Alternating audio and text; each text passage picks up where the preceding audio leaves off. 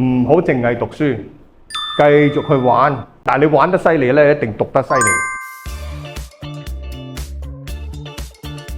如果選錯大學點算啊？咁點啊？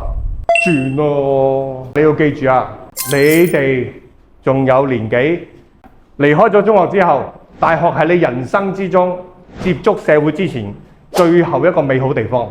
咁我好希望你嚟緊真係揀間大學咧，揀唔啱轉啦。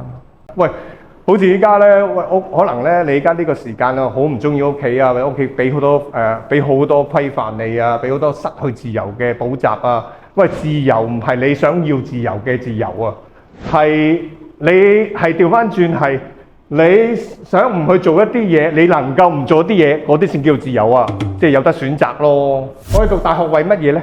讀大學為咩咧？你話唔讀啦，我出去做嘢冇所謂嘅，咪兩年之後就繼續讀咯。但係我讀下大學意思就係話，我唔係一定你要贏啊，未必贏啊，讀大學唔係贏啊。不過等你輸得唔好咁慘，輸咗之後你可以從頭嚟過。